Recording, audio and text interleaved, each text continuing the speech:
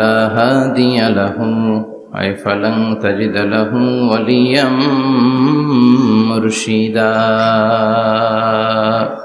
ونشهد أن لا إله إلا الله وحده لا شريك له والذي لا ضد له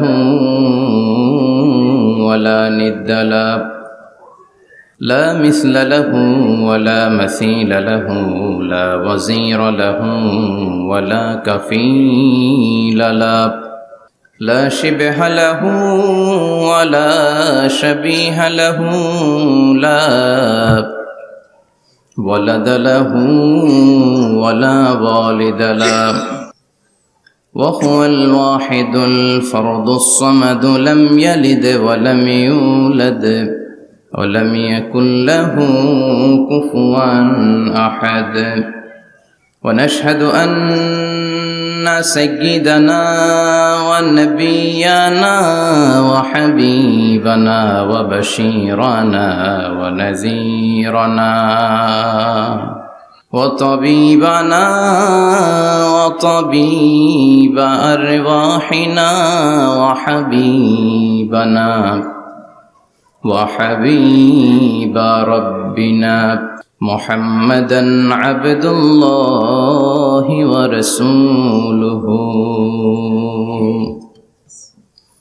أرسله بالحق بشيرا ونذيرا وداعيا إلى الله بإذنه وسراجا منيرا أما بعد فقد قال الله تعالى في كلامه المجيد وفي فرقانه الحميد أعوذ بالله من الشيطان الرجيم بسم الله الرحمن الرحيم وما أرسلناك إلا رحمة للعالمين إن الله وملائكته يصلون على النبي يا أيها الذين آمنوا صلوا عليه وسلموا تسليما اللهم صل على محمد وعلى آل محمد كما صليت على إبراهيم وعلى آل إبراهيم إنك حميد مجيد اللهم بارك على محمد وعلى آل محمد كما باركت على إبراهيم وعلى آل إبراهيم إنك حميد مجيد আপনারা সবাই কেমন আছেন? আলহামদুলিল্লাহ, আমিও ভালো আছি। আমাদেরকে ভালো রাখে কে? আমাদেরকে সুস্থ রাখে কে? আবার আমাদেরকে অসুস্থ বানিয়ে পরীক্ষা করে কে? এজন্য সব সময় প্রশংসা করতে হবে কার? সব জায়গায় আল্লাহর প্রশংসা করতে রাজি আছেন? সব সময় আল্লাহর প্রশংসা করতে রাজি আছেন? আওয়াজ করে বলেন, সকালবেলা প্রশংসা করবেন কার? বিকেল বেলা, রাত্রিবেলা, শীতকালে, গ্রীষ্মকালে, ভোট দেওয়ার সময়, ভোট চুরি করার সময়,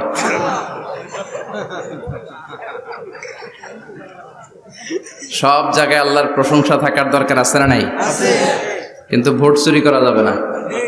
যাবে? ভোট হচ্ছে আল্লাহর পক্ষ থেকে অনেক বড় একটা আমানত। আর আমানতের ব্যাপারে in the day of judgement, কিয়ামতের কঠিন দিনে আপনাকে জিজ্ঞেস করবে কে? আল্লাহ। কুল্লুকুম রাঈন ওয়া কুল্লুকুম মাসউলুন আন রাইয়াতিহি। তোমরা প্রত্যেকে দায়িত্বশীল, আর তোমাদের প্রত্যেকের দায়িত্বের ব্যাপারে জিজ্ঞেস করা হবে। চিৎকার করে বলেন ঠিক কি না? এজন্য আমার ভোট আমি দেব, যাকে খুশি তাকে দেব এমনটা না। সৎ লোক দেখে দেব, ঠিক কিনা? আমার ভোট আমি দেব ইসলাম প্রিয় লোক দেখে দেব, যারা ইসলামের পক্ষে থাকে, যারা জনগণের বন্ধু, যারা দেশের টাকা বিদেশে পাচার করে না, যারা এক কলমের খোঁচা মেরে কোটি টাকা উধাও করে দেয় না, যারা আমরা বন্যায় কষ্ট পেলে আমাদেরকে দেখতে আসে, এরকম নেতার দরকার আছে না নাই?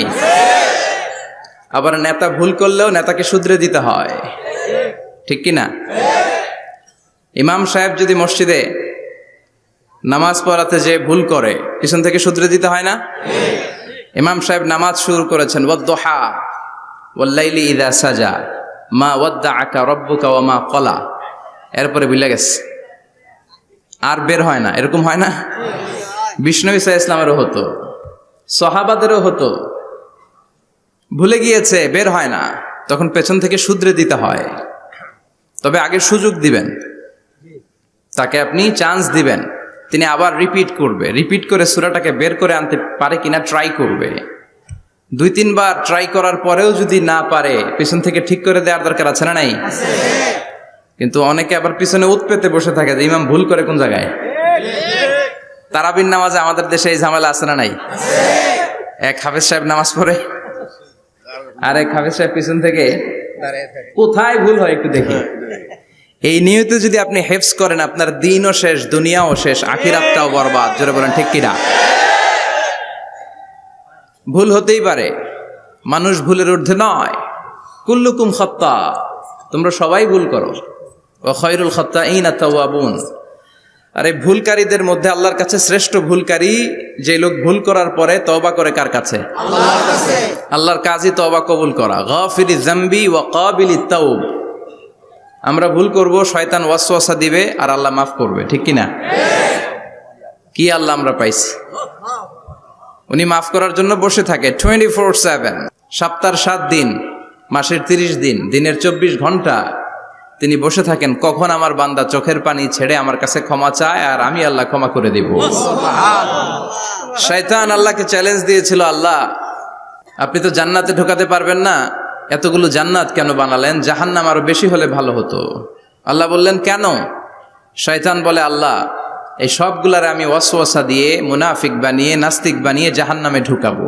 আমি চ্যালেঞ্জ দিলাম, ডান দিক থেকে ধোকা দেব, বা থেকে, সামনে থেকে, পেছন থেকে, নিচ থেকে, রগের শিরা উপশিরায় ঢুকে, মাজরাত দাম যেখান দিয়ে রক্ত চলাচল করে ওখানে ঢুকেও আমি ধোকা দেব। তো আপনি জান্নাতে ঢুকাবেন কেনমে? আল্লাহ বললেন তুমি আমারও চ্যালেঞ্জ দাও, এত বড় সাহস? আমি তো সব রাজার বড় রাজা, মহারাজা। চিৎকার করে বলেন ঠিক কিনা? মহারাজার সাথে চ্যালেঞ্জ দেয়া যায় না। তুমি আমাকে চ্যালেঞ্জ দাও, ওকে ডান, আই টেক ইউর চ্যালেঞ্জ। আমিও তোমার চ্যালেঞ্জ নিলাম। তুমি আজীবন ধোকা দিবা, আজীবন তুমি গুমরা করবা, বেনামাজি বানাবা, জালিম বানাবা, কিন্তু আমার বান্দা কোনো তাফসীরুল কোরআনের মাহফিলে এসে, কোন এক ওয়াক্তের নামাজে মসজিদে ঢুকে, অথবা মাঝরাতে ঘুম ভেঙে গেলে তাহাজ্জুদের জায়নামাজে চোখের পানি ছেড়ে যখন ক্ষমা চাইবে, আমি সব গুনাহ মাফ করে দেব, তুই কি করবি? চিৎকার করে পড়েন আল্লাহু আকবার। এজন্য ভুল নাই এমন কোন মানুষ নাই, ভুল হয়নি শুধু নবীদের, এজন্য তারা মাসুম। আহলুস সুন্নাহ ওয়াল জামাআর ইতিকাদ হচ্ছে নবীদের কোনো ভুল নাই, ঠিক কিনা? ছোটখাটো যে ব্যাপারগুলো ঘটেছিল সেগুলো আল্লাহ অবশিষ্ট থাকতে দেননি, সেগুলোকে আল্লাহ ঠিক করে দিয়েছেন। চিৎকার করে পড়েন সুবহানাল্লাহ। এজন্য ইমাম যদি ভুল করে, আপনারা পেছন থেকে চান্স দিবেন ওনাকে শুধরে নেয়ার, কিন্তু উনি শুধরে নিতে পারছেন না, তখন পেছন থেকে লোকমা দেওয়ার দরকার আছে না নাই? তো এই জন্য ইমাম যদি ভুল করে, পেছন থেকে শুধরে দিতে হয়। ইমাম শব্দের অর্থ নেতা। মসজিদের যিনি ইমাম উনি আমাদের নেতা, আর সমাজে যারা থাকে তারা কি কয়? পাবলিক। এরাও নেতা। সমাজের নেতা তো আরো বড় নেতা, ঠিক কিনা? নেতা যত বড়, ভুল করার সম্ভাবনাও তত। এজন্য মসজিদের নেতাকে যেমনি আমরা শুধরে দিয়েছি, সমাজের নেতারাও ভুল করলে শুধরে দিতে হবে। চিল্লায় বলেন ঠিক কিনা? এজন্য আপনার এই আমানত যে কোনো জায়গায় ব্যবহার করা যাবে না, যাকে মন চায় তাকে ভোট দেওয়া যাবে না। ভালো লোক দেখে, আমরা বিএনপি বুঝি না, আওয়ামী লীগ বুঝি না, জাতীয় পার্টি বুঝি না, জামাত ইসলাম বুঝি না, ঐক্যফ্রন্ট বুঝি না, কিচ্ছু বুঝি না। আমরা সাধারণ মানুষ বুঝি, যারা ইসলাম প্রিয়, যারা কোরআন প্রিয়, যারা আল্লাহকে ভালোবাসে, যারা জনগণের সুখে দুঃখে থাকে, তাদেরকে আমরা ভোট দিয়ে জয়যুক্ত করব। চিৎকার করে বলেন ঠিক কিনা? আল্লাহ আমাদেরকে সহি সমঝ দান করুক, আমরা পড়ি আমিন। আসুন আমরা ফরমালি আজকের এই বিশাল প্রোগ্রাম থেকে আল্লাহকে অফিসিয়ালি একটা থ্যাঙ্কস জানাই, ধন্যবাদ জানাই যে আল্লাহ তাআলা এত রাতেও এই চমৎকার পরিবেশে বসবার তৌফিক এনায়েত করে দিয়েছেন। নির্বাচনের কারণে এত বড় গ্যাদারিং করা যায় না, আসলে এটা বাস্তবতা। কোত্থেকে কি হয়ে যায়, এজন্য অনেক জায়গায় অনুমতিও দিতে চায় না। আবার অনেক জায়গার জনপ্রতিনিধিদের আবার অ্যালার্জি আছে, এরা মাহফিলের নাম শুনলেই অ্যালার্জি শুরু হয়ে যায়, আছে না নাই? এই এলাকার জনপ্রতিনিধি খুব ভালো, ইসলাম প্রিয়, এত বড় গ্যাদারিং কিন্তু কোনো বাদ সাধে নেই, তার মানে এরা ইসলামের পক্ষে, ঠিক কিনা? যারাই ইসলামের পক্ষে তাদের জন্য আমাদের অন্তর থেকে দোয়া আছে না নাই?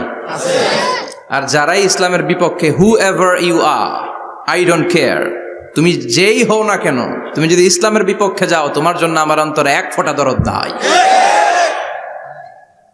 এজন্য যারা এই প্রোগ্রামের অনুমতি দিয়েছেন তাদেরকে শুকরিয়া জানাই। পুলিশ প্রশাসনের ভাইরা অনেক সময় এসে থাকেন, তাদেরকেও শুকরিয়া জানাই। মিডিয়া কর্মী তো আজকে অনেক চলে আসছে, আমাদেরকে এখন কথা বলতে গেলে অনেক মাপযোগ করে কথা বলতে হয়। এজন্য মিডিয়াটাকে আমাদের ভালোভাবে কাজে লাগাতে হবে। সম্মানিত ভাইরা, আসুন আমরা অফিসিয়ালি আল্লাহকে একটা থ্যাঙ্কস দেই যে আল্লাহ তাআলা আমাদেরকে এখানে আসার বসার, মহাবিশ্বয় মহাগ্রন্থ আল কোরআন থেকে কথা শুনবার তৌফিক এনায়েত করলেন।